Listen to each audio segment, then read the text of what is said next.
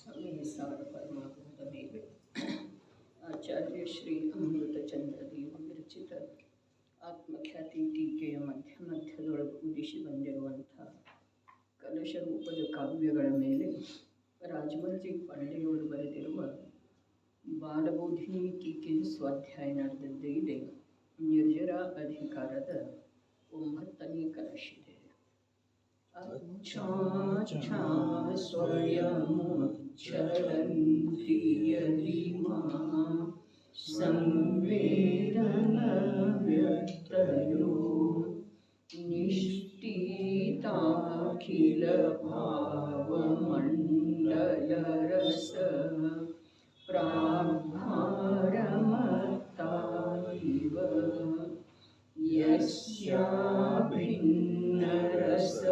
स एष भगवान् एकोऽप्यनेकी भवन् वल्गत्युत्कलिकाभिरद्धुतनिधि चैतन्यरत्नाकरः.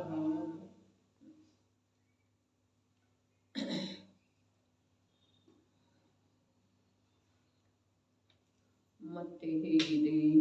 ಯಸ್ಯ ಇಮಾಃ ಸಂವೇದನ ವ್ಯಕ್ತಯಃ ಸ್ವಯಂ ಉಚ್ಛಲಂತಿ. ಯಾವ ದ್ರವ್ಯದ್ದು ಪ್ರತ್ಯಕ್ಷ ರೂಪದಿಂದ ವಿದ್ಯಮಾನವಿರುವಂಥ ಜ್ಞಾನವಿದೆ, ಅದರ ಮತಿಜ್ಞಾನ, ಶ್ರುತಜ್ಞಾನ, ಅವಧಿಜ್ಞಾನ, ಮನಃಪರ್ಯಯ ಜ್ಞಾನ, ಕೇವಲ ಜ್ಞಾನ ಇತ್ಯಾದಿ ಅನೇಕ ಪರ್ಯಾಯ ರೂಪ ಅಂಶಭೇದಗಳು ಸಹಜವಾಗಿ ಹೀಗೇ ಇರುವಂಥ ದ್ರವ್ಯದ ಕಾರಣದಿಂದ ಅವಶ್ಯವಾಗಿಯೇ ಪ್ರಕಟವಾಗುತ್ತವೆ. ಇಲ್ಲಿ ಕೇವಲ ಒಂದು ಜ್ಞಾನದ ಪೂರ್ಣ ಪರ್ಯಾಯದ ಮಹಿಮೆಯನ್ನು ಆಗಮದಲ್ಲಿ ಹೇಳಿದ್ದಾರೋ, ಆ ಕೇವಲ ಜ್ಞಾನದ ಅಥವಾ ಅದರ ಜೊತೆಗೆ ಅವಿನಾಕೃತವಾಗಿ ಇರುವಂಥ ಅನಂತ ದರ್ಶನ, ಅನಂತ ಸುಖ, ಅನಂತ ವೀರ್ಯ ಇವುಗಳನ್ನು ಪ್ರಕಟಪಡಿಸುವ ಸಲುವಾಗಿ ಯಾವುದೇ ಪ್ರಕಾರದ ಉದ್ಯಮವನ್ನು ನೀನು ಮಾಡೋದು ಅವಶ್ಯಕ ಇಲ್ಲ ಅಂಥೇಳಿ ಅನುಭವ ಪ್ರತ್ಯಕ್ಷದಿಂದ ಸಮ್ಯಕ್ ದೃಷ್ಟಿ ಮಹಾಪುರುಷರು ಹೇಳ್ತಾ ಇದ್ದಾರೆ. ಅದೇ ಇಲ್ಲಿ ಅಕರ್ತಾ ಸ್ವಭಾವವನ್ನು ಸರ್ವಥಾ ಸಿದ್ಧ ಮಾಡಿ ಜೀವವನ್ನು ವರ್ತಮಾನದಲ್ಲಿನ ನಿರಾಕುಲಗೊಳಿಸಿದ್ದಾರೆ. ಒಂದೇ ಒಂದು ಮಾತಿದೆ ರೀ, ನಾನು ಯಾವುದರಲ್ಲೂ ಏನನ್ನೂ ಮಾಡಬೇಕಾಗಿಲ್ಲ, ಮಾಡುವ ಸಾಧ್ಯತೆ ಇಲ್ಲ ಅನ್ನೋದು ದುರ್ಬಲತೆ ಅಲ್ಲ, ಅದರ ವೀರ್ಯ ಇದೆ. ಮಾಡಬೇಕಾಗಿಲ್ಲ, ಇದು ಪ್ರತಿಯೊಂದು ಪದಾರ್ಥದ ಸಾಮರ್ಥ್ಯವನ್ನು ದರ್ಶಿಸುವಂಥ ಅದ್ಭುತವಾದಂಥ ವಿವೇಚನೆ ಇದೆ ಜೈನ ದರ್ಶನ ಅಂತ. ಅದೇ ಇಲ್ಲಿ ವೀರ್ಯ ಯಾರಲ್ಲಿ ಜಾಗೃತ ಆಗಿದೆಯೋ, ಸಂಸಾರ ರಾಶಿಯಲ್ಲಿ ನಡ್ಕೊಂಡು ಬರ್ತಾ ಇರುವಂಥ ಜೀವ ವೀರ್ಯದ ಸುಪ್ತಾವಸ್ಥೆಯೊಳಗ ನಿರಂತರ ದುಃಖದ ಅನುಭವ ಮಾಡ್ತಾ ಇದ್ದಾನೆ. ಯಾಕೆ ಅಂತಂದ್ರೆ ನಾನೇನೂ ಮಾಡೋ ಸಾಧ್ಯ ಇಲ್ಲ, ಇಷ್ಟ ಅವನಿಗೆ ತಿಳಿತಾ ಇಲ್ಲ, ಸ್ವೀಕಾರ ಮಾಡ್ತಾ ಇಲ್ಲ. ಅದೇ ನೀನು ಕೇವಲ ಜ್ಞಾನವನ್ನು ಪ್ರಕಟಪಡಿಸಿಕೊಳ್ಳುವ ಅವಶ್ಯಕತೆ ಇಲ್ಲ. ಬಹಳ ಮಹತ್ವಪೂರ್ಣವಾದಂತಹ ಪದಖಂಡ ಇದೆ. ನೀನು ನಿನ್ನ ಜ್ಞಾನದ ಯಾವ ಪೂರ್ಣ ಅವಸ್ಥೆ, ಪರಿಪೂರ್ಣ ವಿಕಸಿತಗೊಂಡಿರುವಂಥ ಅವಸ್ಥೆ ಇದೆ, ಆ ಅವಸ್ಥೆಯ ಸಲುವಾಗಿ ಯಾವ ಉದ್ಯಮ ಮಾಡಬೇಕಾಗಿಲ್ಲ.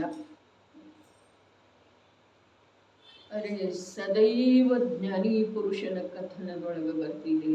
ದಯೆ, ದಾನ, ವ್ರತ, ಭಕ್ತಿ ಮೊದಲಾದವುಗಳ ಪರಿಣಾಮ ಬಂಧದ ಕಾರಣ ಇದ್ದಾವೆ. ಅನೇಕ ಬಾರಿ ಬರ್ತಿದೆ. ಆದ್ರೆ ಅದರದ ರಹಸ್ಯವನ್ನು ನಾವು ಎಷ್ಟರ ಮಟ್ಟಿಗೆ ತಿಳ್ಕೊಂಡಿದ್ದೇವೆ ಅನ್ನೋದನ್ನು ನಮ್ಮಲ್ಲೇ ವಿಚಾರ ಮಾಡಿ ನೋಡೋದು. ಯಾಕೆ ಅಂತಂದರೆ ಇಲ್ಲಿ ಈ ಪದಖಂಡದ ಅನುಸಾರ ವಿಚಾರ ಮಾಡಿದ ನಂತರ ದಯೆದಾನಾದಿ ಪರಿಣಾಮಗಳ ಈ ಜೀವನಿಗೆ ಕೇವಲ ಜ್ಞಾನವನ್ನು ಪ್ರಾಪ್ತ ಮಾಡಿಕೊಳ್ಳುವ ಸಲುವಾಗಿ ಅನಂತ ಸುಖ ಸ್ವರೂಪವನ್ನು ಪ್ರಕಟಪಡಿಸಿಕೊಳ್ಳುವ ಸಲುವಾಗಿ ಯಾವುದೇ ಪ್ರಕಾರದ ಕಾರ್ಯ ನಿರ್ವಹಿಸುವುದಿಲ್ಲ. ಅರೆ ನಿನ್ನೆ ಸಂಪದದೊಳಗೆ ಬಂತು ಯಾವ ಪ್ರಕಾರ ಅಶುಭ ಪರಿಣಾಮಗಳ ಆಗತವೆ, ಆ ಪ್ರಕಾರ ಶುಭ ಪರಿಣಾಮಗಳು ಕೂಡ ಆಗತವ್ರೆ. ಆಗುವುದನ್ನು ಮಾಡ್ತೇನೆ ಅನ್ನುವುದೇ ಸಂಸಾರ ಇದೆ, ಮಿಥ್ಯಾತ್ವ ಇದೆ. ಪರದ್ರವ್ಯದೊಳಗೆ ಕಾರ್ಯ ಮಾಡುವುದಂತೂ ಮಾತೇ ಇಲ್ಲ. ಆದರೆ ತನ್ನಲ್ಲೇ ಆಗುವ ಶುಭ ಅಥವಾ ಅಶುಭ ಭಾವಗಳನ್ನು ತಾನು ಮಾಡ್ತಾ ಇಲ್ಲ ಅಂದ ಮೇಲೆ ಇವನಿಗೆ ಯಾವುದಾದ್ರೂ ಪರದ್ರವ್ಯದೊಳಗೆ ಯಾವುದಾದ್ರೂ ಕಾರ್ಯ ಮಾಡುವಂಥ ಅಧಿಕಾರವನ್ನು ಯಾರು ಕೊಟ್ಟರೆ? ಈ ಪ್ರಕಾರದ ಅನೀತಿ ಏನಿದೆಯಲ್ಲ, ಇದು ಮಿಥ್ಯಾತ್ವ. ಇದರ ಫಲವೇ, ಇದರ ಶಾಸನವೇ ಚತುರ್ಗತಿ ರೂಪದ ಸಂಸಾರ. ಏನು ಮಾಡೋದ? ಅಪರಾಧ ಏನೂ ಮಾಡಲಿಲ್ಲ ಜೀವ. ಆದರೆ ಇಂಥ ಮಹಾಪರಾಧ ಅನೀತಿ ಏನ ನಾನು ಮಾಡ್ತೇನೆ. ಅರೆ ಯಾವುದು ಆಗುವುದಿಲ್ಲ ಅದನ್ನು ಮಾಡಿ ತೋರಿಸು, ಯಾವುದು ಆಗ್ತಿದೆ ಅದನ್ನು ಆಗ್ತಿದೆ ಅಂಥೇಳಿ ನೋಡು. ಒಂದ್ಸಲ ಬರೀ ನೋಡು, ಆಗ್ತಾ ಇದೆ ಅನ್ನೋದನ್ನು ನೋಡು. ಅರೆ ಹಾಲ ತನ್ನಷ್ಟಕ್ಕೆ ತನ್ನ ಪರ್ಯಾಯ ರೂಪದಿಂದ ಪರಿಣಮಿಸ್ತಾ ಇದೆ. ಆ ಪರ್ಯಾಯದೊಳಗೆ ಬಿಸಿ, ಅತಿ ಬಿಸಿ, ಅತಿ ಬಿಸಿ, ಪೂರ್ಣ ಬಿಸಿ, ಉಕ್ಕಿ ಹೋಗುವಂಥದ್ದ. ಇದೆಲ್ಲ ಹಾಲಿನಿಂದ ಆಗುವಂಥ ಪರಿಣಾಮನ ಇದೆ. ಅದಕ್ಕೆ ವ್ಯಕ್ತಿಯ ಅಸಾವಧಾನತೆಯಾಗಲಿ ಅಥವಾ ಅಗ್ನಿಯ ಸಂಯೋಗ ಆಗಲಿ ಕಾರಣ ಇಲ್ಲ. ಇಲ್ಲಿ ಕಾರಣದ ಮಾತು ಇದೆ ರೀ. ಕಾರಣ ದ್ರವ್ಯದ ಸ್ವಭಾವ ಹೀಗೆ ಇರುವ ಕಾರಣ, ಹೇಗಿರುವ ಕಾರಣ? ಮತಿಜ್ಞಾನಾದಿ ಅಂಶ ರೂಪದಿಂದ ಪ್ರಕಟ ಇರುವ ಕಾರಣ. ಅವಶ್ಯವಾಗಿನ ಪ್ರಕಟ ಆಗ್ತಾವಪ್ಪ. ಏನು ಮಾಡೋದ? ಮಾತು ಇಷ್ಟು ಒತ್ತು ಕೊಟ್ಟು ಹೇಳಿದ್ರೂ ಕೂಡ ದ್ರವ್ಯದ್ದೇ ಸ್ವಭಾವ ಆಗಿದೆ, ಅದನ್ನು ಅವಶ್ಯವಾಗಿ ಪ್ರಕಟ ಆಗ್ತಿದೆ. ಹೀಗೆ ಎರಡೆರಡು ಬಾರಿ ಆ ದ್ರವ್ಯ ಸ್ವಭಾವ ಮತ್ತು ಪರ್ಯಾಯ ಸ್ವಭಾವದ ಸ್ವತಂತ್ರತೆಯನ್ನು, ದ್ರವ್ಯದಿಂದ ಪರ್ಯಾಯ, ಪರ್ಯಾಯದಿಂದ ದ್ರವ್ಯದ ನಿರಪೇಕ್ಷತೆಯನ್ನು ತಿಳಿಸಿಕೊಟ್ರೂ ಕೂಡ ಈ ಜೀವ ಒಂದು ಸ್ವಲ್ಪನೂ ಕಿವಿಗೆ ಹಾಕೊಳ್ತಾನೇ ಇಲ್ಲ. ಸ್ವಲ್ಪನೂ ಅದರ ಕುರಿತಾಗಿ ಜ್ಞಾನದೊಳಗ ಕುತೂಹಲ ಅವನಿಗೆ ಜಾಗೃತ ಆಗ್ತಾ ಇಲ್ಲ. ಹ್ಯಾಗ ಒಂದರ ಕಾರಣದಿಂದ ಒಂದು ಆದರನೂ ಕೂಡ ಒಂದು ಇನ್ನೊಂದರಿಂದ ನಿರಪೇಕ್ಷ ಇದೆ. ಅರೆ ನನ್ನ ಅವಸ್ಥೆಯೊಳಗೆ ನಾನೇನೂ ಮಾಡೋ ಸಾಧ್ಯ ಇಲ್ಲ. ನಾನೆನ್ನೋದು ಜ್ಞಾನದೊಳಗೆ ಸ್ವೀಕೃತ ಆಗಬೇಕು, ಪ್ರತಿಷ್ಠಾಪಿಸಲ್ಪಡಬೇಕು. ಏನ ನಾನು ಅನ್ನುವಿಕೆ ಏನಿದೆಯಲ್ಲ, ಅದು ನನ್ನ ಯಾವ ಅವ್ಯಾಬಾಧ ನಿರಾಬಾಧ ಸ್ವಭಾವ ಇದೆಯೋ ಜ್ಞಾನ, ಆ ಜ್ಞಾನದೊಳಗೆ ಪ್ರತಿಷ್ಠಾಪಿಸಲ್ಪಡಬೇಕು ನಾನು ಎನ್ನುವಿಕೆ. ಹಾಗಾದ್ರೆ ಯಾವ ಸಹಜ ಜ್ಞಾನ ಇದೆಯೋ, ಯಾವ ಜ್ಞಾನ ಮಾತ್ರ ನನ್ನ ಸ್ವಭಾವ ಇದೆಯೋ ಆ ಸ್ವಭಾವದೊಳಗ ಅಂಶವನ್ನು ಪ್ರಕಟಪಡಿಸುವಂಥದ್ದ ಅದರಲ್ಲಿನ ಕಾರಣ ವಿದ್ಯಮಾನ ಇದೆ. ಕಾರಣ ಶುದ್ಧ ಪರ್ಯಾಯ ಅನ್ನುವಂಥದ್ದೊಂದು ಪುಸ್ತಕವನ್ನು ನಾವು ಹೊರಗೆ ತಂದದ್ದು ಇದೆ ರೀ. ಕಾರಣ ಶುದ್ಧ ಪರ್ಯಾಯ ರೀ. ಶುದ್ಧ ಪರ್ಯಾಯ ಏನು ಪ್ರಕಟ ಆಗ್ತಿದೆ, ಕೇವಲ ಜ್ಞಾನ ಪರ್ಯಾಯ ಏನು ಪ್ರಕಟ ಆಗ್ತಿದೆ, ಅದಕ್ಕೆ ಕಾರಣ ದ್ರವ್ಯವೇ ಇದೆ. ಅರ್ಥಾತ್ ಅದಕ್ಕೆ ಕಾರಣ ನಿಜವಾಗಿ ಅದುವೇ ಇದೆ. ಮತ್ತು ಅದರದ ಅಭೇದತೆ ಯಾವುದರ ಜೊತೆಗೆ ಇದೆಯೋ ಅಥವಾ ಅದರ ಜೊತೆಗೆ ಯಾವುದರದ ಅಭೇದತೆ ಇದೆಯೋ ಅದುವೇ ಅದರದ ಕಾರಣ ಇದೆ. ಶುದ್ಧ ಪರ್ಯಾಯದ ಕಾರಣ ಯಾರಿದ್ದಾರೆ? ದೇವಶಾಸ್ತ್ರ ಗುರು ಅಲ್ಲ. ಶರೀರದ ಮೂಲಕ ಮಾಡುವಂತಹ ಯಾವುದೇ ಕ್ರಿಯಾ ವಿಶೇಷ ಅಲ್ಲ. ಕರ್ಮಾದಿಗಳ ಉಪಶಮಾದಿಗಳ ಅಲ್ಲವೇ ಅಲ್ಲ. ಹಾಗಾದರೆ ಶುದ್ಧ ಪರ್ಯಾಯದ ಪ್ರಕಟತೆಯ ಕಾರಣ ಯಾವುದು?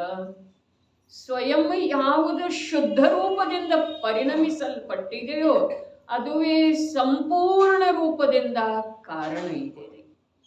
ಇನ್ನು ಕಾರಣ ಬೇಕೇ ಬೇಕು ಅನ್ಯದ್ದ ಅಂಥೇಳಿ ಹೇಳಿದ್ರೆ ಅದರ ಜೊತೆಗೆ ಯಾವುದು ಅಭೇದ ಇದೆಯೋ ಅದು ಕಾರಣ. ಅದರ ಜೊತೆಗೆ ಅಭೇದ ಯಾವುದು ಇದೆ ಅದು ಇದರ ಜೊತೆಗೆ ಅಭೇದ ಇಲ್ಲ. ಪರ್ಯಾಯ ದ್ರವ್ಯದ ಜೊತೆಗೆ ಅಭೇದ ಇಲ್ಲ. ಆದರೆ ದ್ರವ್ಯ ಪರ್ಯಾಯದ ಜೊತೆಗೆ ಅಭೇದತೆಯನ್ನು ಯಾವಾಗೂ ಬಿಟ್ಟುಕೊಡುವುದಿಲ್ಲ.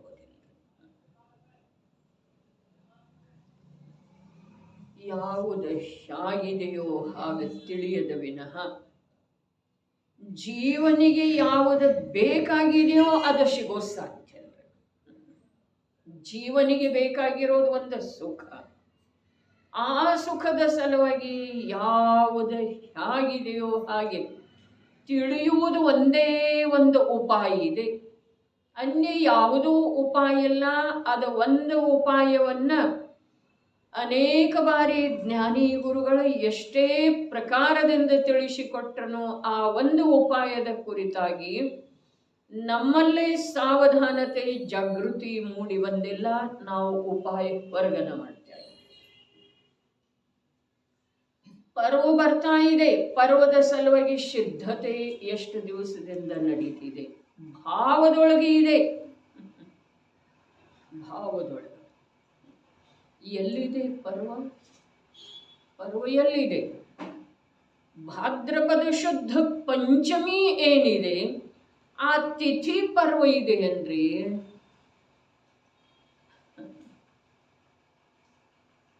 ಏನು ಹೇಳೋದ? ಭಾದ್ರಪದ ಶುದ್ಧ ಪಂಚಮಿ ಏನಿದೆ ಆ ತಿಥಿಯಿಂದ ದಶಲಕ್ಷಣ ಪರ್ವದ ಆರಂಭ ಆಗ್ತಿದೆಯನ? ಹೌದು. ಅದೇ ಹೊರಗಡೆ ಆ ತಿಂಗಳ ಆ ತಿಥಿ ಅವೆಲ್ಲ ವಿದ್ಯಮಾನ ಇದ್ದೂ ರೀ. ಯಾರಿಗೆ? ಯಾರು ನಿಜವಾಗಿ ತನ್ನ ಸುಭದ್ರ ಪದದ ಸಲುವಾಗಿ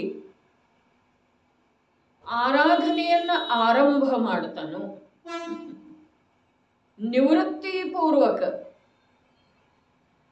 ಕ್ರೋಧ ಮೊದಲಾದ ಕಷಾಯಗಳಿಂದ ವಿಮುಖತೆಯ ಪೂರ್ವಕ ಸುಭದ್ರ ಯಾವ ತನ್ನ ಪದ ಇದೆಯೋ ಅದರ ಆರಾಧನೆಯನ್ನ, ಅದು ಬೇಕಾದ್ರೆ ಪಂಚಮ ಗತಿಯ ಸಲುವಾಗಿ ಅಂದರೆ ಅಥವಾ ಪಂಚಮ ಭಾವದ ಆಧಾರದಿಂದ ಅಂಥೇಳಿ ಅಂದರೆ, ಅರೆ ಶಬ್ದ ಏನೂ ಇದ್ರೂ ಕೂಡ ಒಳಗಡೆಯಲ್ಲೇ ಕಾರ್ಯ ಆರಂಭ ಆಗಿಲ್ಲ. ಅಲ್ಲಿ ಆ ತಿಥಿ, ಆ ತಿಂಗಳು, ಆ ಪರಿಸರ, ಆ ಸಂಯೋಗ, ಆ ಶಬ್ದಾವಳಿ, ಆ ಶರೀರದ ಅವಸ್ಥಾ ವಿಶೇಷ, ಶರೀರದಿಂದ ಆಗುವಂಥ ಕ್ರಿಯೆಗಳ ಅವು ಯಾವುದರಿಂದನೂ ಆತ್ಮನಿಗೆ ಯಾವ ಲಾಭ ಆಗಬೇಕಾಗಿದೆಯೋ ಅದು ಕಿಂಚಿತ್ ಕೂಡ ಆಗುವುದಿಲ್ಲ. ವಿಷಯನ ತಿಳಿಯುವುದಿಲ್ಲ ಅಂದ ಮೇಲೆ ಅದರೊಳಗನ ಉತ್ಸಾಹ ಇರ್ತಿದೆ. ಅರೆ ಮಾಡಬೇಕಾದಂಥ ಕಾರ್ಯ ಹಾಗೇ ಉಳಿದಿದೆ. ಪರ್ವಗಳು ಬರ್ತಾ ಇದ್ದಾವೆ, ಹೋಗ್ತಾ ಇದ್ದಾವೆ. ಅರೆ ಅಜ್ಞಾನಿಗಳು ಕೂಡ ಆ ಪರ್ವದ ಸಲುವಾಗಿ ವ್ಯಗ್ರತೆಯಿಂದ, ಅರೆ ಅಶುದ್ಧ ಪರಿಣಾಮದ ಆಧಾರದಿಂದ ಪ್ರಯತ್ನ ಮಾಡ್ತಾ ಇದ್ದಾರೆ. ಅಜ್ಞಾನಿಗಳು ಇನ್ನು ಯಾರ ಶಾಸ್ತ್ರದ ಮೂಲಕ, ಶಬ್ದದ ಮೂಲಕ ಸ್ವಲ್ಪ ಸ್ವರೂಪದ ಪರಿಚಯ ಮಾಡಿಕೊಂಡಿದ್ದಾರೋ, ದಶಲಕ್ಷಣ ಅಂತಂದ್ರೆ ಏನ, ಧರ್ಮ ಅಂತಂದ್ರೆ ಏನ, ಆ ಲಕ್ಷಣಗಳು ಎಂಥವಿದಾವೆ, ಅಂಥ ಲಕ್ಷಣಗಳಿಂದ ಕೂಡಿರುವಂಥ ಧರ್ಮ ಎಂಥದ್ದಿದೆ, ಅದು ಎಲ್ಲಿದೆ?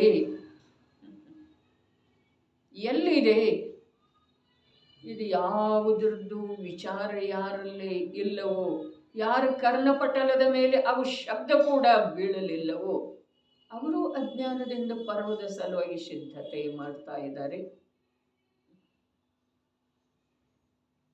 ಯಾರ್ಯಾರು ಎಲ್ಲೆಲ್ಲಿ ಹೋಗೋದ್ರಿ? ಎಲ್ಲೆಲ್ಲಿ ಹೋಗೋದು? ಅವರವರ ಅಂತರಂಗದೊಳಗೆ ಎಷ್ಟು ಆಕುಲತೆ ವ್ಯಾಕುಲತೆ ಇದೆಯೋ ಅದರ ಅನುರೂಪವಾಗಿ ಸಂಸಾರದ ನರಕತಿರಿಯಂಚಗತಿಗಳಿಗೆ ಹೋಗುತ್ತಾರೆ.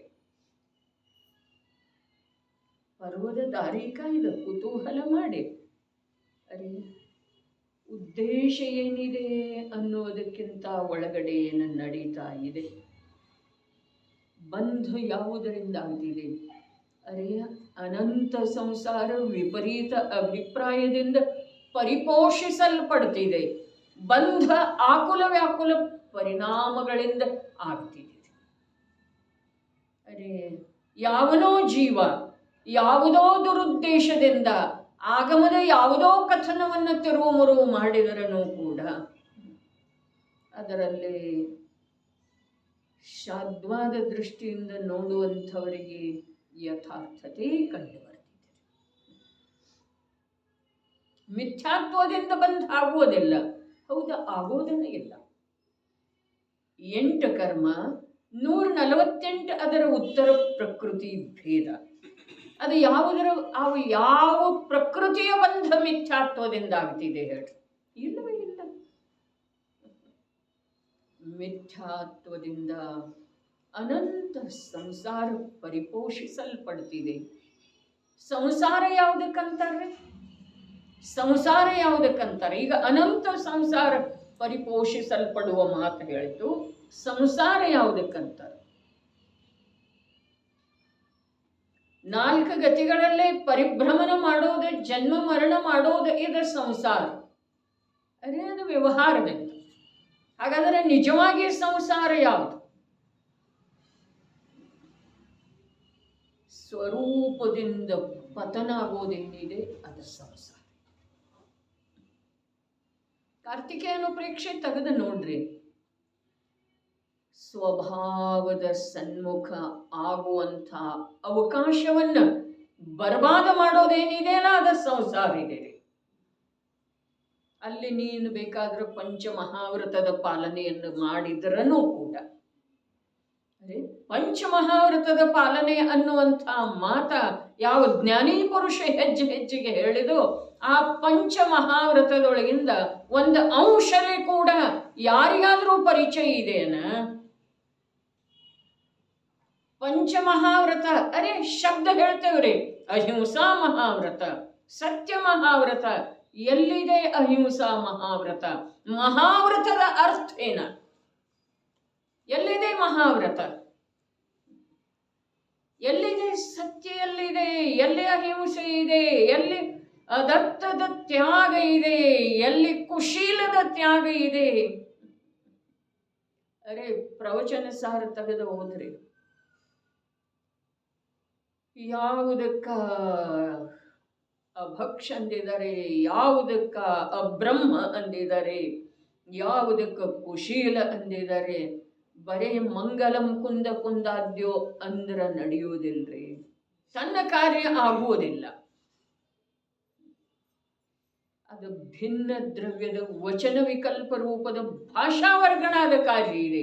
ನಿನ್ನಲ್ಲೇ ಏನಿದೆ ಕುಂದು ಕುಂದರ ಹೇಳಿರುವ ಮಾತಿನ ಕುರಿತಾಗಿ ಆಸ್ಥಾ ಶ್ರದ್ಧಾ ಎಲ್ಲಿದೆ? ನಿಷ್ಠಾ ಎಲ್ಲಿದೆ? ಮೊದಲನೇದ ಅಹಿಂಸಾ ಮಹಾವ್ರತ. ಅರೆ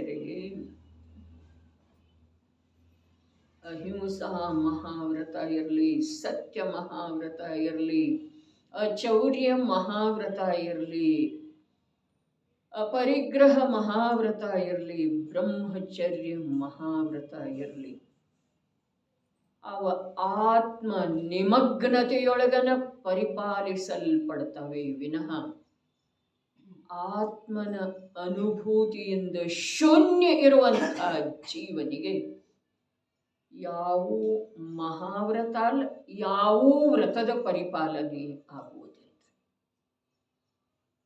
ಇಲ್ಲಿ ಯಾವುದರ ಸಲುವಾಗಿ ಹೇಳ್ತಾ ಇದೆ? ಇನ್ನೊಬ್ಬರು ಗುಣದೋಷಗಳ ಅಳತೆ ಮಾಡೋದು ಇಲ್ಲಿ ಅವಶ್ಯಕ ಇಲ್ಲ. ನಿನ್ನೆನೂ ಹೇಳಿದ್ದಿತ್ತು ಸ್ವಲ್ಪ. ಆದ್ರ ದೋಷದೊಳಗ ಗುಣದ ಕಲ್ಪನೆ ಮಾಡಿ ಯಾವ ಶ್ರದ್ಧಾಜ್ಞಾನಾದಿಗಳ ಪರಿಣಾಮನ ನಮ್ದ ಆಗ್ತಾ ಇದೆಯೋ ಅದನ್ನು ನಾವು ಬಿಟ್ಟು ಕೊಡುವುದಿದೆ. ಯಾವುದರಿಂದಂತಂದ್ರ ಇಲ್ಲಿ ಮತಿಜ್ಞಾನ ಅಥವಾ ಕೇವಲ ಜ್ಞಾನ ರೂಪದಿಂದ ಪರಿಣಮನ ಮಾಡುವಂಥ ಸ್ವಭಾವ ಅಂಥದ್ದೇ ಸಹಜವಾಗಿ ದ್ರವ್ಯದ ಸ್ವಭಾವ ಇದ್ದ ಕಾರಣ ಆ ಅಂಶ ರೂಪದ ಪರ್ಯಾಯ ಅವಶ್ಯವಾಗಿ ಪ್ರಕಟ ಆಗ್ತಿದೆ. ಅರೆ ಇದಕ್ಕೆ ವೀರ್ಯ ಬೇಕ್ರಿ, ಇದಕ್ಕೆ ಅಂತರಂಗದ ಸಾಮರ್ಥ್ಯ ಬೇಕ್ರಿ. ಅದ ತಾನಾಗೇ ಆಗುತ್ತಿದೆ. ಕೇವಲ ಜ್ಞಾನದ ಸಲುವಾಗಿ ನಾನೇನೂ ಮಾಡೋದು ಸಾಧ್ಯ ಇಲ್ಲ. ಈ ವೀರ್ಯ, ಈ ಸಾಮರ್ಥ್ಯ ಯಾವ ತ್ರಿಕಾಲಿ ಧ್ರುವ ಜ್ಞಾತಾ ಸ್ವಭಾವದ ಅರೂಪಿ ನಿರಾಕುಲ ವಸ್ತುವಿನ ವೀತರಾಗ ಭಾವಮಯ ತತ್ವದ ಸಂವೇದನ ಯಾವ ಜೀವನಿಗೆ ಆಗಿದೆಯೋ ಅವನಿಗೆ ಆ ಒಂದು ತ್ರಿಕಾಲಿ ಧ್ರುವ ಜ್ಞಾತ ಅರೂಪಿ ಚೈತನ್ಯ ದ್ರವ್ಯವನ್ನು ಹೊರತುಪಡಿಸಿ ಯಾವುದು ಅದರದೇ ಯಾವುದು ಅಂಶ ಇದೆಯೋ ಅದರ ಮಹಿಮೆ ಅವನಿಗೆ ಸ್ವಪ್ನದೊಳಗೆ ಬರೋ ಸಾಧ್ಯ. ಅಂಥೇಳಿ ಸಮ್ಯಕ್ ದೃಷ್ಟಿ ಜೀವ ನರಕದ ನಾರಕಿ ಇದ್ರೂ ಕೂಡ ಈ ಪ್ರಕಾರದ ಶ್ರದ್ಧೆ ಅವನ ಆಂತರ್ಯದೊಳಗೆ ನಿರಂತರ ವರ್ತಿಸ್ತಾ ಇರುವಳದೊಳಗ ಅವನಿಗೆ ಈ ನರಕದಿಂದ ನನಗೆ ಯಾವಾಗ ಬಿಡುಗಡೆ ಆಗೋದಪ್ಪ ಅನ್ನುವ ಭಾವ ಸ್ವಪ್ನದೊಳಗೆ ಕೂಡ ಬರುತ್ತೆ. ಮತ್ತು ಈ ಮಾತ ನಮಗೆ ಏನು ಮಾಡಿದ್ರೂ ತಿಳಿಯೋದಿಲ್ಲ. ಯಾವಾಗ ತಿಳಿತಿದೆ ಚಂದ್ರಕಾಂತಯ್ಯ? ಯಾವಾಗ ತಿಳಿತಿದೆ? ಯಾವಾಗ ಪ್ರತ್ಯಕ್ಷ ಈ ಪರ್ಯಾಯದಿಂದ ಅತ್ಯಂತ ಅಸ್ಪೃಷ್ಟ ಇರುವಂಥ ಧ್ರುವ ಜ್ಞಾತ ನಿತ್ಯ ದ್ರವ್ಯಾರ್ಥಿಕಲಯದಿಂದ ಏಕ ಇರುವಂಥ ವಸ್ತುವಿನ ಸಾನ್ನಿಧ್ಯದಿಂದ ಯಾವಾಗ ಸರ್ವಾಂಗ ರೋಮಾಂಚಿತ ಆಗಿ ಹೋಗ್ತವೆಯೋ ಆವಾಗ ಸಾನ್ನಿಧ್ಯದಿಂದ ಅಂತೇಳಿ ಹೇಳಿದ್ರು.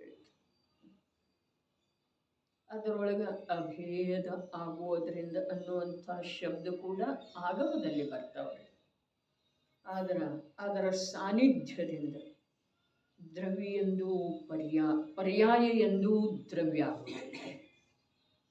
ಸಾನ್ನಿಧ್ಯದಿಂದ ಅರ್ಥಾತ್ ಅದ ತನ್ನ ಸ್ವರೂಪವನ್ನ ತಾನು ಸಮಯವರ್ತಿ ಇದ್ರೂ ಕೂಡ ತನ್ನ ತ್ರಿಕಾಲಿತನದ ವಿಶ್ವಾಸ ಯಾವಾಗ ಮಾಡ್ತಿದೆಯೋ ಅಭೇದತ್ವದ ಅನುಭವ, ಅಭೇದ ಆಗದೇ ಇರುವ ವೇಳೆದೊಳಗೆ ಅದರ ಸಾನ್ನಿಧ್ಯದಲ್ಲಿದ್ದುಕೊಂಡು ಅರೆ ಪರ್ಯಾಯ ರೂಪದಿಂದ ಇದ್ದುಕೊಂಡನ ಧ್ರುವ ದ್ರವ್ಯ ರೂಪದ ಅನುಭವ ಮಾಡ್ತಿದೆ.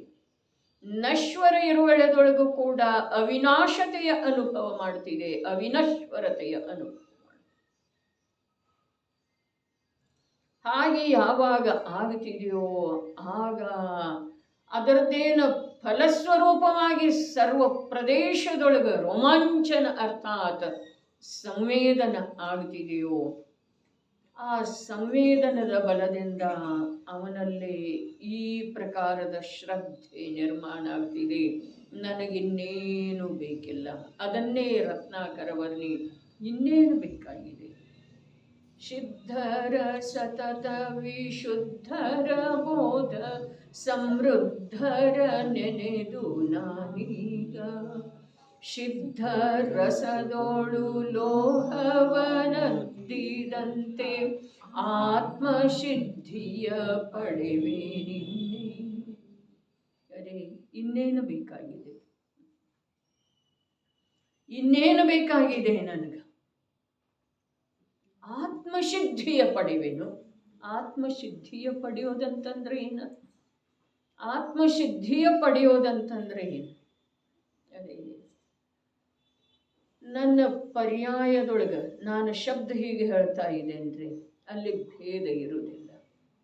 ನನ್ನ ಪರ್ಯಾಯದೊಳಗ ನನ್ನ ಸ್ವಭಾವವೇ ಸಿದ್ಧ ಸದೃಶ್ಯ ಸ್ವಭಾವವೇ ತ್ರಿಕಾಲ ಸಿದ್ಧತ್ವವೇ ಯಾವಾಗ ಸಿದ್ಧಿಸಲ್ಪಡ್ತಿದೆಯೋ ಆವಾಗ ನನಗೆ ಮತ್ತಿನ್ನೇನು ಬೇಕಾಗಿದೆಪ್ಪ?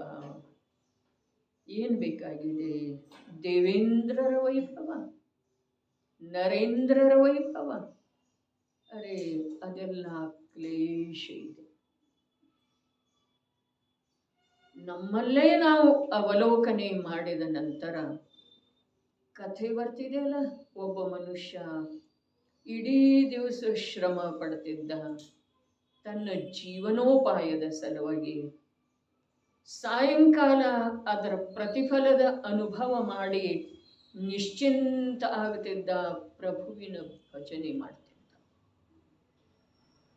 ಯಾವಾಗ ಪಕ್ಕದ ಮನೆ ಶ್ರೀಮಂತ 10 ರೂಪಾಯಿ ನೋಟನ್ನ ಅವನ ಮನೆಯೊಳಗೆ ಎಸೆದ, ಆಗ ಅವನಿಗೆ ಆ ಭಜನೆ, ಆ ನಿಶ್ಚಿಂತತೆ ಎಲ್ಲ ಹೊರಟು ಕ್ಲೇಶ ಆರಂಭ ಆಯಿತು.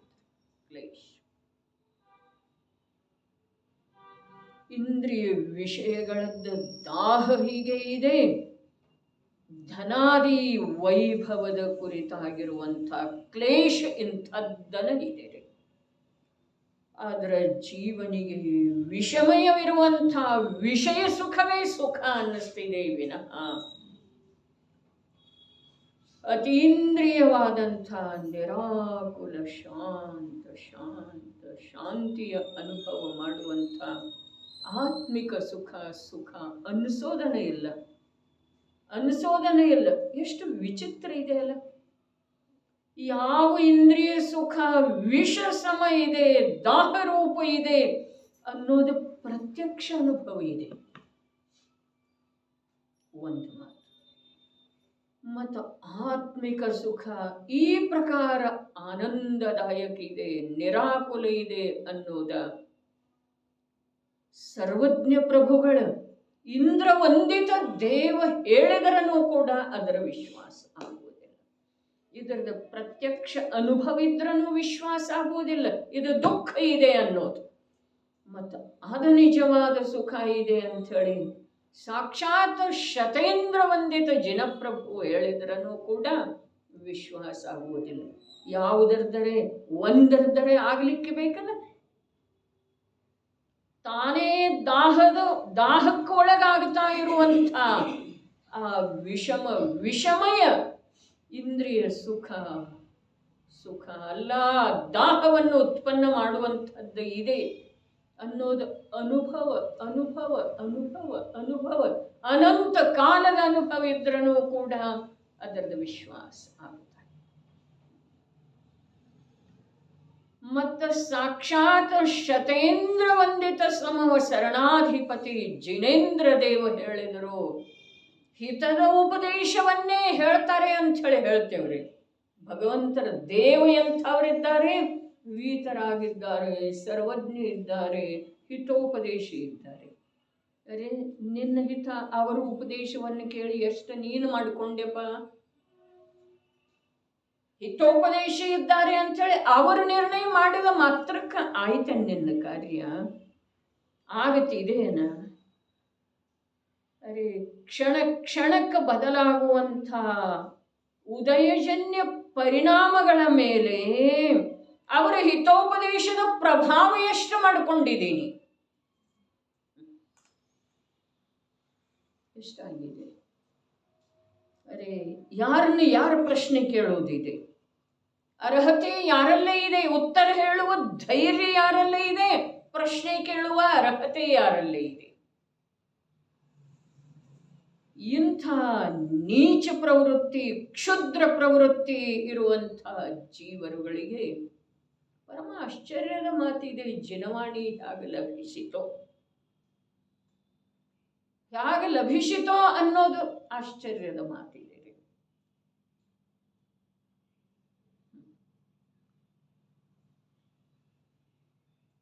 ಏನು ಹೇಳ್ತಾ ಇದ್ದಾರೆ? ಅರೆ ಕೇವಲ ಜ್ಞಾನ ಯಾವುದಿದೆಯಲ್ಲ, ಕೇವಲ ಜ್ಞಾನ ಎಂಥದ್ದಿದೆ ರೀ, ಎಂಥದ್ದಿದೆ ಕೇವಲ ಜ್ಞಾನ? ಅರೆ ಯಾವುದೋ ಸಾಧಕ ಪುರುಷನಲ್ಲಿ ಅಂತರ್ನಿಮಗ್ನತೆಯ ಸಮಯ ಪೂರ್ಣಾಗಿ, ಅರ್ಥಾತ್ ಅಂತರ್ಮುಹೂರ್ತ ಕಾಲ ಸ್ವಭಾವದೊಳಗನ ಉಳಿಯುವುದರ ಫಲಸ್ವರೂಪವಾಗಿ ಯಾವ ಆ ಜ್ಞಾನದ ಒಂದು ವಿಶೇಷ, ಒಂದು ನಿರ್ಮಲವಾದಂಥ ಅವಸ್ಥಾ ವಿಶೇಷ ಪ್ರಕಟ ಆಗ್ತಿದೆಯೋ, ಆಗ ಮೂರು ಲೋಕದೊಳಗೆಲ್ಲ ಕೋಲಾಹಲ ಆಗ್ತಿದೆ. ಹೌದು ಅಥವಾ ಇಂದ್ರನ ಆಸನ ಕಂಪಾಯಮಾನ. ಮೂರು ಲೋಕದೊಳಗೆಲ್ಲ, ಹೌದು, ಮೂರು ಲೋಕದೊಳಗೆ ಯಾವ 100 ಜನ ಇಂದ್ರರಿದ್ದಾರಲ್ಲ, ಆ 100 ಜನ ಇಂದ್ರರ ಜೀವನವನ್ನ ಎಲ್ಲಿ ಅವರು ಮಗ್ನದರಲ್ಲ ಅದರಿಂದ ಬಿಡಿಸುವಂಥದ್ದು ಇದೆ. ಕೇವಲ ಜ್ಞಾನ ಅಲ್ಲೇ ಆಗಿದೆ. ಯಾವನೋ ಓರ್ವ ಜೀವದ ಜ್ಞಾನಗುಣದ ಆ ಪರ್ಯಾಯ ಪ್ರಕಟ ಆಗಿದೆ ರೀ. ಆದರೆ ಅದರ ಕಾರ್ಯ ಏನು ಮಾಡ್ತಿದೆ? ಮೂರು ಲೋಕದೊಳಗೆ ಯಾವ 100 ಜನ ಇಂದ್ರರದರಲ್ಲ, ಅವರ ಯಾವುದರೊಳಗೆ ಮೈ ಮರೆತಿದ್ದಾರಲ್ಲ ಅವರನ್ನು ಜಾಗೃತಗೊಳಿಸುವಂಥ ಅಂಥ ಕೇವಲ ಜ್ಞಾನ ಅವಶ್ಯವಾಗಿ ಪ್ರಕಟ ಆಗುವಂಥದ್ದನ್ನ ದ್ರವ್ಯದ ಸ್ವಭಾವ ಇದೆ. ಬಹಳ ಅದ್ಭುತ ಮಾತು. ತಮಗೆ ಎಷ್ಟು ತಿಳಿತಿದೆ ಅಥವಾ ನನಗೆ ಎಷ್ಟು ಹೇಳಲಿಕ್ಕೆ ಬರ್ತಿದೆ ಅದರದ್ದು ಗಣಿತ ಯಾರು ಮಾಡಲಿಕ್ಕೆ ಬರ್ತಾ ಇಲ್ಲ ಇಲ್ಲಿ. ಏನ ಯಾವ ದ್ರವ್ಯದ್ದು ನಾನು ಒಂದು ದ್ರವ್ಯ ಇದ್ದೇನಂಥದ್ದು ಇಲ್ಲಿ ನನಗೆ ಸ್ವೀಕಾರ ಆಗಲಿಕ್ಕೆ ಬೇಕು. ಯಾವ ದ್ರವ್ಯದ್ದು ಪ್ರತ್ಯಕ್ಷ ರೂಪದಿಂದ ವಿದ್ಯಮಾನವಿರುವಂತಹ ಜ್ಞಾನವಿದೆ. ಪ್ರತ್ಯಕ್ಷ ರೂಪದಿಂದ ವಿದ್ಯಮಾನ ಇದೆ ರೀ. ಏನ? ಜ್ಞಾನ ವಿದ್ಯಮಾನ ಇದೆ ಪ್ರತ್ಯಕ್ಷ ರೂಪದಿಂದ. ಯಾವ ದ್ರವ್ಯದ ಪ್ರತ್ಯಕ್ಷ ರೂಪದಿಂದ ವಿದ್ಯಮಾನವಿರುವಂತಹ ಜ್ಞಾನವಿದೆ. ಅರೆ ನೀ ನೋಡ ಅದರ ಕಡೆಗೆ, ಅರೆ ನಿನ್ನ ಒಳಗಿದೆ ಅದನ್ನು ಹುಡುಕ, ಮಾತಿಲ್ಲ, ಅದು ಪ್ರತ್ಯಕ್ಷ ಇದೆ. ಪ್ರತ್ಯಕ್ಷ ಇದ್ರೂ ಕೂಡ ಅದರ ಸ್ವೀಕಾರ ಮಾಡದೇ ಇರುವಂಥ ಜೀವರುಗಳಿಗೆ ಯಾರೂ ಅದರ ಸ್ವೀಕಾರ ಮಾಡಿಸುವ ಸಾಧ್ಯತೆ ಇಲ್ಲ. ಆದರೆ ಯಾರು ಸ್ವೀಕಾರ ಮಾಡಿದಾರಲ್ಲ ಅವರಿಗೆ ಪ್ರತ್ಯಕ್ಷ ಇದೆ. ಪ್ರತ್ಯಕ್ಷ ರೂಪದಿಂದ ವಿದ್ಯಮಾನವಿರುವಂಥ ಜ್ಞಾನವಿದೆ. ಅದರ ಮತಿಜ್ಞಾನ, ಶ್ರುತಜ್ಞಾನ, ಅವಧಿಜ್ಞಾನ, ಮನಃಪರ್ಯಯ ಜ್ಞಾನ, ಕೇವಲ ಜ್ಞಾನ ಇತ್ಯಾದಿ ಅನೇಕ ಪರ್ಯಾಯ ರೂಪ ಅಂಶಭೇದಗಳು ಸಹಜವಾಗಿ ಹೀಗೆ ಇರುವಂಥ ದ್ರವ್ಯದ ಕಾರಣದಿಂದ ಅವಶ್ಯವಾಗಿ ಪ್ರಕಟವಾಗುತ್ತವೆ. ಕೇವಲ ಜ್ಞಾನ ಪ್ರಕಟ ಆಗುವುದಿಲ್ಲ ಅನ್ನೋ ಎಲ್ಲೇ ಮಾತು. ದ್ರವ್ಯದ ಸ್ವಭಾವ ಹೀಗೆ ಇದೆ. ಹೇಗಿದೆ? ಕೇವಲ ಜ್ಞಾನ ಪ್ರಕಟ ಆಗುವಂಥದ್ದನೇ ಇದೆ. ಹಾಗಾದ್ರೆ ಆ ದ್ರವ್ಯ ಸ್ವಭಾವದ ಶ್ರದ್ಧೆ ಎಷ್ಟೆಷ್ಟು ಪರಪದಾರ್ಥಗಳ ಶ್ರದ್ಧೆ ಮಾಡಿದೆವು, ಎಷ್ಟೆಷ್ಟು ವ್ಯವಹಾರದ ಶ್ರದ್ಧೆ ಮಾಡಿದೆವು, ಎಷ್ಟೆಷ್ಟು ವಿಕಲ್ಪಾತ್ಮಕವಾಗಿ ದೇವಶಾಸ್ತ್ರ ಗುರುವಿನ ಶ್ರದ್ಧೆ ಕೂಡ ಮಾಡಿದೆವ್ರಿ. ಆದ್ರೆ ಅದರಿಂದ ಆಗಿರುವುದೇನ? ಅದರಿಂದ ಆಗಿರುವುದ ಸ್ವರೂಪ ಪತನವೇ, ಅರ್ಥಾತ್ ಸಂಸಾರವೇ. ಇಲ್ಲಿ ದೇವಶಾಸ್ತ್ರ ಗುರುಗಳ ಮಹಿಮೆಯನ್ನು ಕಮ್ಮಿ ಮಾಡುವ ಮಾತಿಲ್ಲ. ಆದರೆ ದೇವಶಾಸ್ತ್ರ ಗುರುಗಳಿಂದ ಸಾಂಕೇತಿಸಲ್ಪಟ್ಟಿರುವಂತಹ ಸ್ವಭಾವದ ಮಹಿಮೆ ಮಾಡಿದ್ದೇ. ಆದ್ರೆ ಅರೇ ದ್ರವ್ಯ ಸಹಜವಾಗಿಯೇ ಇಂಥದ್ದಿದೆ, ಅದರ ಸ್ವಭಾವನ ಇಂಥದ್ದಿದೆ, ಅದರ ಸ್ವಭಾವದ ಕಾರಣದಿಂದ ಅಂಥ ಪರ್ಯಾಯ ಅವಶ್ಯವಾಗಿ ಪ್ರಕಟ ಆಗುತ್ತಿದೆ. ಆಗದಿದ್ರೆ ಇಲ್ಲ. ಏನು ಹೇಳ್ತಾ ಇದ್ದೀರಿ ಭರತ್ ಭಾಯಿ? ಆಗದಿದ್ರೆ ಇಲ್ಲ. ಏನ್ರಿ ಚಂದ್ರಕಾಂತ? ಆಗದಿದ್ರೆ ಇಲ್ಲ. ಕೇವಲ ಜ್ಞಾನ ಅವಶ್ಯವಾಗಿ ಪ್ರಕಟ ಆಗ್ತಿದೆ. ಆಗದಿದ್ರೆ ಇಲ್ಲ. ಕೇವಲ ಜ್ಞಾನ ಪ್ರಕಟ ಆಗದಿದ್ರೆ ಇಲ್ಲ. ನನಗೆ ಕೇವಲ ಜ್ಞಾನ ತಗೊಂಡು ಏನ್ ಮಾಡೋದಿದೆ? ನನಗೆ ಆ ಮೂಲ ದ್ರವ್ಯ ಸಿಕ್ಕಿದೆ ಅಲ್ಲ, ಆ ಮೂಲ ದ್ರವ್ಯದ ದೃಷ್ಟಿಯಾಗಿದೆ ಅಲ್ಲ, ಆ ಮೂಲ ದ್ರವ್ಯ ಶ್ರದ್ಧೆಯೊಳಗೆ ಬಂದಿದೆ ಅಲ್ಲ, ಆ ಮೂಲ ದ್ರವ್ಯದ ಕುರಿತಾಗಿ ನಾನೆನ್ನುವ ಅಪನತ್ವದ ಭಾವ ಜಾಗೃತ ಆಗಿದೆ ಅಲ್ಲ, ನನಗಷ್ಟ ಸಾಕು. ಕೇವಲ ಜ್ಞಾನದಿಂದ ನನಗೇನಾಗಬೇಕಾಗಿದೆ? ಈ ಅಲೌಕಿಕವಾದಂತಹ ಮಾತ ವಸ್ತು ಸ್ವಭಾವದ ಸ್ವೀಕಾರ ಯಾರು ಮಾಡಿದರೋ ಅವರ ಆಂತರ್ಯದೊಳಗಿಂದನ ಉದಿಸಿ ಬರೋ ಸಾಧ್ಯ ಇದೆ. ಮತ್ತು ವಸ್ತು ಸ್ವರೂಪದ ಸ್ವೀಕಾರ ಭವಿಷ್ಯದ ಅಲ್ಪ ಕಾಲದೊಳಗೆ ಯಾರು ಮಾಡೋರದರೋ ಅವರಿಗೆ ತಿಳಿದು ಬರೋ ಸಾಧ್ಯ. ಅನ್ಯಥಾ ಈ ಮಾತು ತಿಳಿದು ಬರೋ ಸಾಧ್ಯ ಯಾವಾಗೈತಿ? ದಶಲಕ್ಷಣ ಏನು ಮಾಡೋದೈತಿ? ಯಾರ್ಯಾರು ಕುಂಡ್ರವ್ರದಿರಿ? ಯಾರ್ಯಾರು ಹೆಸರು ಕೊಟ್ಟಿದ್ದೀರಿ? ಯಾರು ಬರೋರದಾರೋ? ಇದರಲ್ಲೇನ ನಮ್ದು ಏನರೇ ಬುದ್ಧಿ ಮತ್ತು ಸಮಯ ಎಲ್ಲ ವ್ಯತೀತ. ಯಾರು ಬಂದು ನಿನಗೇನು ಮಾಡೋರದರು? ಏನು ಮಾಡುವುದರಿಂದ ನಿಂದೇನಾಗುವುದಿದೆ? ನಿನ್ನ ಜೊತೆ ಯಾರು ಇರುವುದರಿಂದ ನಿನಗೇನಾಗುವುದಿದೆ? ಬರಲಿಲ್ಲದ ವಿಚಾರ. ಅರೆ ಜೀವ ಏಕಾಕಿಯಾಗಿನ ಮಾತೆಯ ಗರ್ಭದೊಳಗೆ ಬರ್ತಾನೆ. ಜೀವ ಏಕಾಕಿಯಾಗಿನ ಅಲ್ಲಿ 6 ಪರ್ಯಾಪ್ತಿಗಳನ್ನು ಪ್ರಾಪ್ತ ಮಾಡಿಕೊಳ್ತಾನೆ. ಜೀವ ಏಕಾಕಿಯಾಗಿನ 9 ಮಾಸದ ಅವಕಾಶವನ್ನು ಪೂರ್ಣ ಮಾಡ್ತಾನೆ. ಅರೆ ಎಂಥ ದುಃಖರೇ ಅಲ್ಲಿ. ಅಲ್ಲಿಂದ ಜೀವ ಏಕಾಕಿಯಾಗಿನ ಇಕ್ಕಟ್ಟಾದ ಪ್ರದೇಶದಿಂದ ಮರಣದವರೆಗೆ ತನ್ನ ಸಾಮರ್ಥ್ಯವನ್ನು ಪಣಕ್ಕಿಟ್ಟು ಹೊರಗೆ ಬರ್ತಾನೆ. ಏಕಾಕಿಯಾಗಿನ ಬಾಲಕನಿಂದ ತರುಣ ಆಗ್ತಾನೆ. ಆ ಒಂದು ದೀರ್ಘ ಪ್ರವಾಸದೊಳಗೆ ಏನೆಲ್ಲ ಏಕಾಕಿಯಾಗಿನ ಅನುಭವ ಮಾಡ್ತಾನೆ. ಏನೆಲ್ಲ ಅಂದ್ರೆ ಅವು ಏನೇನು ತಂದಿದ್ದಾನಲ್ಲ, ಬುದ್ಧಿ ಸಂಬಲ ಏನೇನು ತಂದಿದ್ದಾನಲ್ಲ ಅದನ್ನು ಏಕಾಕಿಯಾಗಿನ. ಅರೆ ಓರ್ವ ತಾಯಿ ತಂದೆಗೆ 2 ಅಥವಾ 4 ಮಕ್ಕಳದಾರ್ರಿ.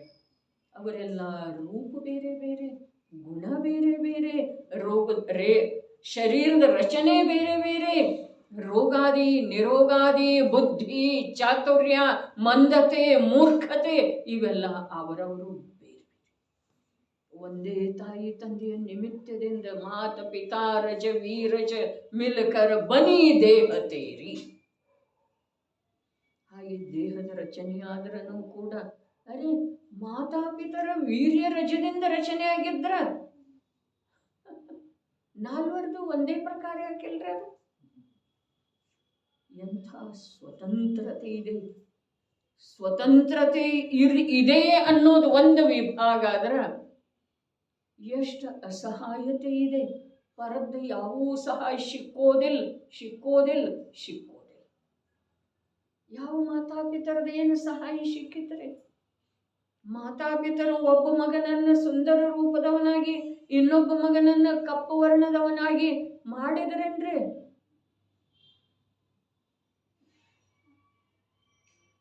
ಒಬ್ಬನನ್ನ ಕೊಳ್ಳಗ ಒಬ್ಬನನ್ನ ಎತ್ತರ ಮಾಡಿದರೇನ್ರಿ ಅವರ?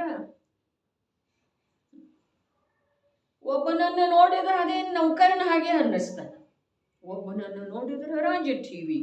ಯಾರು ಮಾಡಿದರು?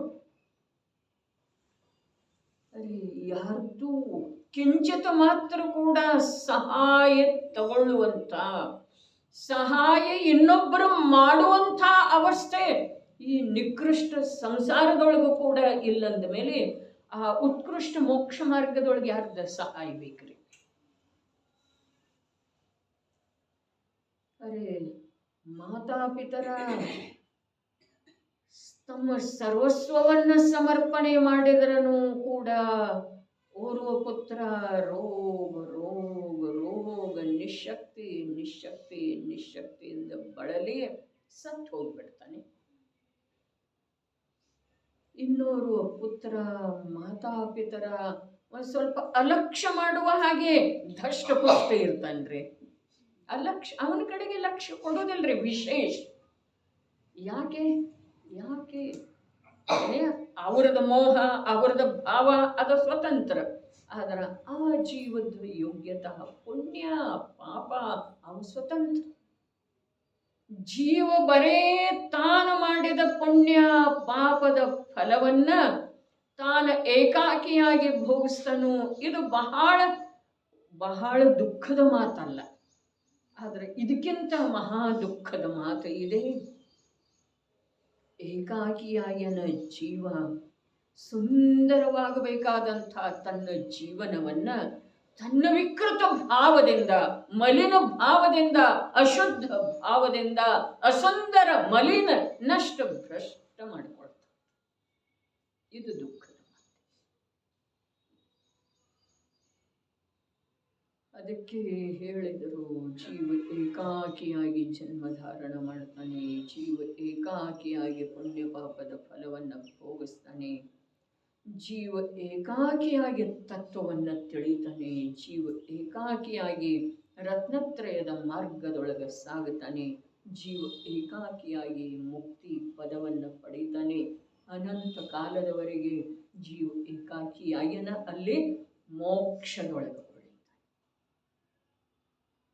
ಇದರ ಸ್ವೀಕಾರ ಮಾಡಿದರನು ಕೂಡ ಜೀವದ ಕರ್ತೃತ್ವ ಬುದ್ಧಿ ಹೊರಟು ಹೋಗಬಹುದಲ್ಲ. ಅರೆ ಕರ್ತಾಕರ್ಮ ಅಧಿಕಾರ ಅನ್ನುವಂಥದ್ದೊಂದು ಸ್ವತಂತ್ರ ವಿಶ್ವ ಸಾಹಿತ್ಯದೊಳಗೆ ಇಲ್ಲದೆ ಇರುವಂಥ ಒಂದು ಸ್ವತಂತ್ರ ಅಧಿಕಾರವನ್ನ ಭಗವತ್ ಸ್ವರೂಪದ ಕುಂದು ಕುಂದರ ಗಾಥೆಗಳನ್ನ ಒಂದು ಕಡೆಗೆ ವಿಭಕ್ತ ಮಾಡಿ ಅಮೃತ ಚಂದ್ರಾಚಾರ್ಯ ದೇವ ಅದಕ್ಕೆ ಕರ್ತಾ ಕರ್ಮ ಅಧಿಕಾರ ಅವರ ತಲೆಬರಹ ಕೊಟ್ಟರೆ, ಅದರ ಗಾಥೆಗಳಲ್ಲಿ ಆ ಪ್ರಕಾರದ ವಿಷಯ ಇತ್ತು.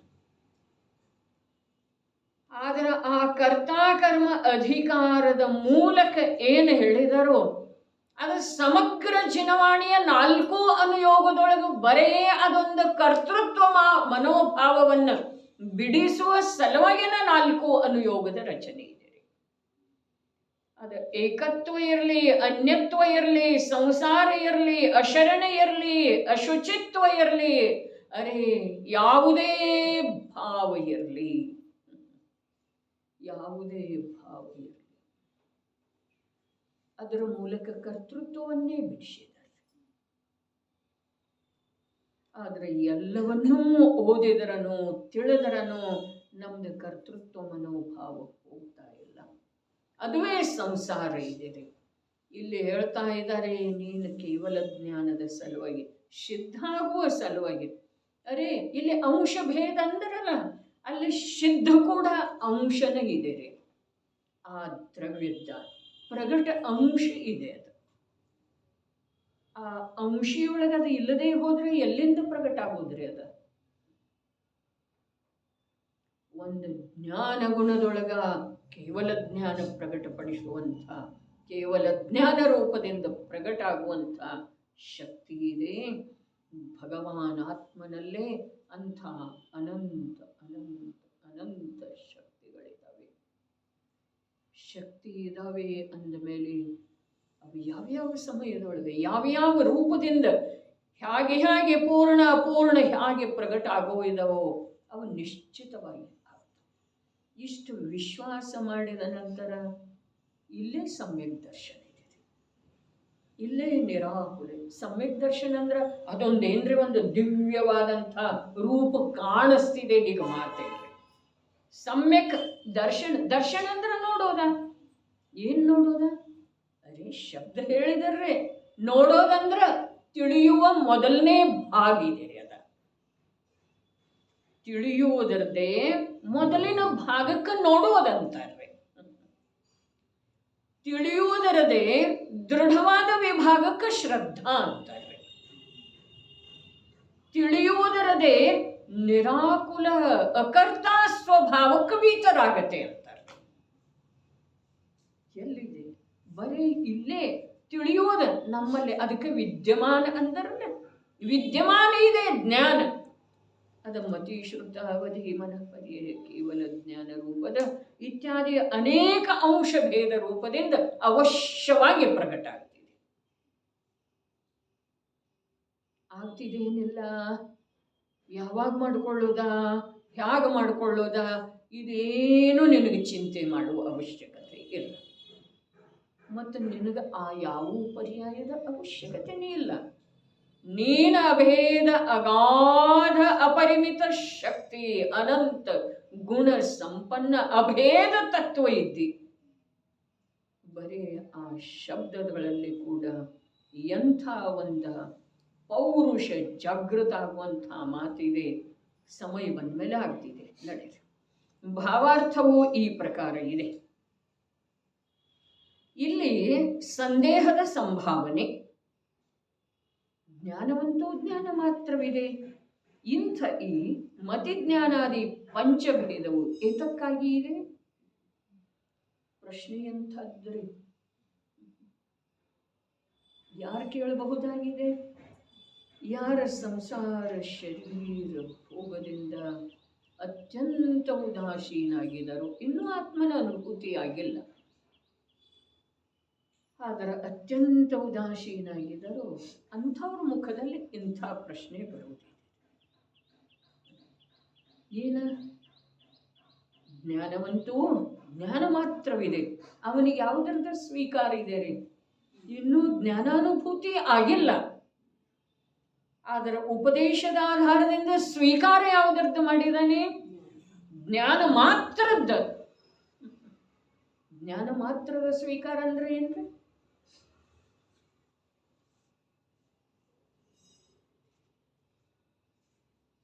ಜ್ಞಾನ ಮಾತ್ರದ ಸ್ವೀಕಾರ ಅಂತಂದ್ರೆ ಏನ್ರಿ? ಶರೀರ ಕರ್ಮ ಸಂಯೋಗದಿಂದ ಸುಖ ಇದು ಯಾವುದು ಅವನ ಬುದ್ಧಿಯೊಳಗ ಈಗ ಮಹತ್ವಪೂರ್ಣವಾಗಿ ಕಾಣಿಸ್ತಾನೆ ಇಲ್ಲ.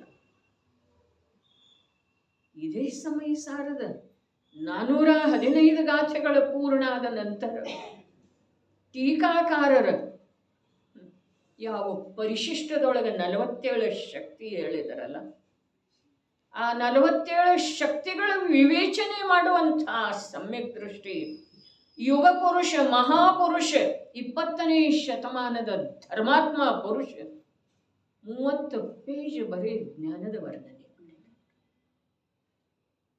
30 ಪೇಜ್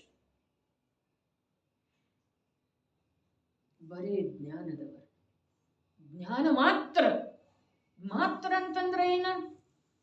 ಅಲ್ಲಿ ದರ್ಶನ ಚಾರಿತ್ರ ಮೊದಲಾದ ಗುಣಭೇದ ಇಲ್ಲ. ಗುಣ ಇದಾವೆ, ಅವೆಲ್ಲ ಇದಾವೆ, ಅದರ ಭೇದ ಬಿಡಿಸೋದಿದೆ. ಒಂದು ಮಾತು. ಎರಡನೇದ ಯಾವ ಇಲ್ಲನ ಅವುಗಳ ಕಡೆಯಿಂದ ದೃಷ್ಟಿ ತೆಗೆಯೋದಿದೆ. ಯಾವ ಇಲ್ಲ?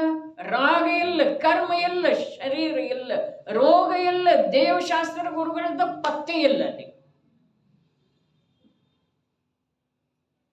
ಎಷ್ಟು ದೂರ ನಡ್ಕೊಂಡು ಹೋಗಿದ್ದನ್ರಿ. ಧರ್ಮ ಪ್ರಾಪ್ತ ಮೋಕ್ಷ ಮಾರ್ಗ ಪ್ರಾಪ್ತ ಮಾಡಿಕೊಳ್ಳುವಂತಹ ಜೀವ ಎಷ್ಟು ದೂರ ನಡ್ಕೊಂಡು ಹೋಗಿದ್ದಾನೆ. ಜ್ಞಾನ ಮಾತ್ರ, ಜ್ಞಾನ ಮಾತ್ರ, ಜ್ಞಾನ ಮಾತ್ರ. ಅದನ್ನೇ ಇಲ್ಲಿ ನಿರ್ಜರೆಯಲ್ಲೇ ಹೇಳ್ತಾ ಇದ್ದಾರೆ. 47 ಶಕ್ತಿಗಳನ್ನು ತಿಳಿಯುವುದರಿಂದ ಸಮ್ಯಕ್ ದರ್ಶನ ಆಗ್ತಿದೆಯೋ ಅಥವಾ ಇಲ್ಲಿ ಸಮ್ಯಕ್ ದರ್ಶನ ಪ್ರಾಪ್ತ ಜೀವದ ನಿರ್ಜರೆ ಆಗುವ ಮಾತಿದೆ. ನಿರ್ಜರೆ ಅಂತೂ ಮಿಥ್ಯಾ ದೃಷ್ಟಿಯಲ್ಲಿ ಆಗೋದನ್ನೇ ಇಲ್ಲ. ಇಲ್ಲಿ ನಿರ್ಜರ ಅಧಿಕಾರ ಇದೆಯಲ್ಲ, ಮತ್ತು ಅಲ್ಲೇನಿದೆ? 47 ಶಕ್ತಿಗಳನ್ನು ಹೇಳುವಕ್ಕಿಂತ ಮುಂಚೆ ಜ್ಞಾನದ ವ್ಯಾಖ್ಯಾ ಯಾಕೆ ಮಾಡಿದರೆ? ಅರೇ, ಸಮ್ಯಕ್ ದರ್ಶನದ ಪ್ರಾಪ್ತಿಯ ಸಲುವಾಗಿನ ಮಾಡಿದರ್ರಿ. ಮತ್ತು ಇಲ್ಲೆಲ್ಲ ಆಗಿದೆಯಲ್ಲ, ನಿರ್ಜರ ಆಗಿದೆ, ಮೋಕ್ಷ ಆಗಿದೆ, ಮೋಕ್ಷ ಹೊರಟು ಹೋಗಿದೆ, ಅರೆ, ಯಾರಲ್ಲೇ ನಿರ್ಜರ ಆಗಿದೆ ಅವರು ಹೋದರ್ರಿ. ಯಾರಲ್ಲೇ ಸಂವರ ತತ್ವದ ಉದಯ ಆಗಿದೆ ಅವ್ರ ಮಾತು ಬೇರೆ ಇದೆ. ಯಾರ ಕರ್ತಾಕರ್ಮವನ್ನು ತಿಳ್ಕೊಂಡ್ರೋ ಅವ್ರ ಮಾತು ಬೇರೆ. ಅರೆ, ಆಯಾಯ ಸ್ಥಾನದೊಳಗೆ ಕಾರ್ಯ ಮಾಡಿರುವಂಥ ಕೃತಕೃತ್ಯ ಆಗಿರುವಂಥ ಜೀವರುಗಳು ಬೇರೆ ಬೇರೆ ಅದ. ಅದಕ್ಕೆ ಅಲ್ಲಿ ಕೊನೆಗೆ ಒಂದಿಷ್ಟು, ಇಲ್ಲಿ ಕೊನೆಗೆ ಅಲ್ಲಿ ಪ್ರಾರಂಭದೊಳಗ ಒಂದಿಷ್ಟು ಓದಿ ನೋಡೋದು. ಶಾದ್ವಾದ ಶುದ್ಧಿ ಅಂಥೇಳಿ ಹೇಳಿದರು. ಪರಿಶಿಷ್ಟಕ್ಕೆ ಹೆಸರೇನಿಟ್ರು? ಶಾದ್ವಾದ ಶುದ್ಧಿ. 415 ಗಾಥೆಗಳ ಮೇಲೆ. ಅರೆ, ಅವರ ಜೀವನ ಎಷ್ಟು ಧನ್ಯರೇ. ಯಾರ್ದ? ಅಮೃತ ಚಂದ್ರ. ಎಷ್ಟು ಉಚ್ಚಕೋಟಿದ್ದ ಜ್ಞಾನ ಅವ್ರದ್ದು.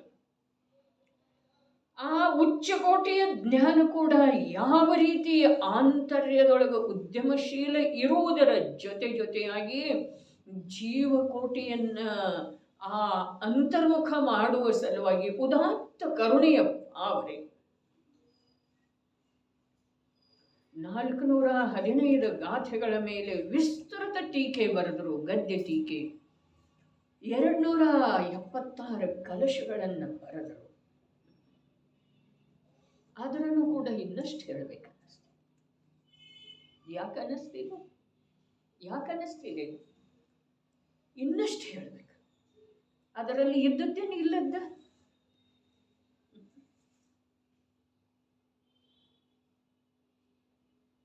ಅದರಲ್ಲಿ ಇದ್ದದ್ದು ಅಥವಾ ಇನ್ನಷ್ಟು ಹೇಳಬೇಕು? ಅದರಲ್ಲೇ ಇದ್ದದ್ದು ಅಥವಾ ಅದರಲ್ಲಿ ಇಲ್ಲದ್ದ? ಅದರಲ್ಲಿ ಇದೆ, ಅದರ ಅವ್ಯಕ್ತ ರೂಪದಿಂದ ಇದೆ, ಇನ್ನೂ ಹೊರಗೆ ಬರ್ತಾ ಇದೆ. ಇವರಲ್ಲಿ ಇನ್ನೂ ಹೊರಗೆ ಬರ್ತಾ ಇದೆ. ಅದನ್ನು ಕುಡಿದಿದ್ದಾರಲ್ಲ, ಅದರದ್ದು ಇನ್ನೂ ಆನಂದ ಬರ್ತಾ ಇದೆ, ಇನ್ನೂ ಆನಂದ ಬರ್ತಾ ಇದೆ. ಬಾದಾಮಿ ಹಾಲು ಕುಡಿದ ನಂತರ, ಪರಿಶುದ್ಧ ಹಾಲು ಕುಡಿದ ನಂತರ ಅದರದ ಮಜಾ ಮತ್ತೆ ಬರ್ತಿದೆಯೋ ಅಥವಾ ಇಲ್ರಿ? ಇನ್ನೇನಾದರೂ ತಿಂದು ಅದು ಒಳಗೆ ಕೂಡುವುದಕ್ಕಿಂತ ಮೊದಲು ಬರ್ತಿದೆಯೋ ಅಥವಾ ಇಲ್ಲ? ಸರಿ, ಅದೇ ಪ್ರಕಾರ ಅತೀಂದ್ರಿಯ ಆನಂದಮಯನಾದಂಥ ಶುದ್ಧಾತ್ಮನಲ್ಲೇ ಸಂಪೂರ್ಣ ನಿಮಗ್ನಾಗುವವರೆಗೆ ಅದರದೇ ಮಹಿಮೆ. ಅದಕ್ಕೆ ಇನ್ನಷ್ಟು ಹೇಳಬೇಕನ್ನಿಸ್ತಿದೆ. ಆವಾಗ ಆ ಶಾದ್ವಾದ ಶುದ್ಧಿಯ ಮೂಲಕ ಪರಿಶಿಷ್ಟದ ರಚನೆ ಮಾಡಿದರು. ಅಲ್ಲಿ 14 ಕಲಶಗಳನ್ನು ಬರೆದರು. 14 ಕಲಶದ ಮೂಲಕ 14 ಬಾರಿ ಪಶುವಂಥಳಿ ಸಂಬೋಧನೆ ಮಾಡಿದರು. ಪಶುತ್ವವನ್ನು ಬಿಡಿಸುವ ಉತ್ಕೃಷ್ಟ ಉದ್ಯಮವನ್ನು ಕೂಡ ಮಾಡಿದರು.